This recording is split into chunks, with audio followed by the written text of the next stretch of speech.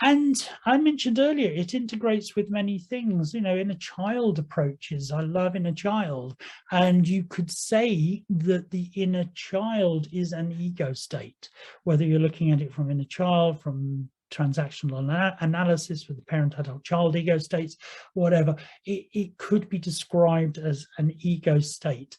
And when you're working within that frame, you often find there are several inner children, there's inner teenagers as well. So there's that element that comes in there. With EMDR, eye movement desensitization and reprocessing, very, very, very powerful trauma technique, along with working with other things.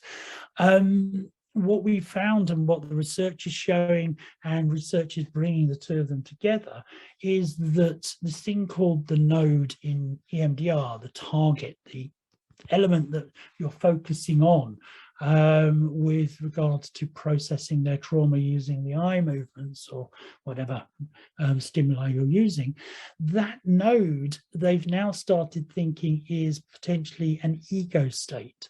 So if you're having problems with processing a node, you can then treat it as an ego state and do some ego state work with it, empower it to have the courage to change and then go back to the EMDR. You've got CBT, cognitive behavioural therapy. We also have Loki running right outside. CBT, cognitive behavioural therapy. You can work with the ego state that holds on to particular beliefs, for example. So if you've got somebody who's got a very rigid belief, you can call forth the ego state that holds on to that and carry out therapy, cognitive behavioural approaches on that particular ego state, and then go back to your standard CBT approaches, for example. And of course, I'm a hypnotherapist by training, original training, so you can use it certainly within hypnotherapy as part of that process.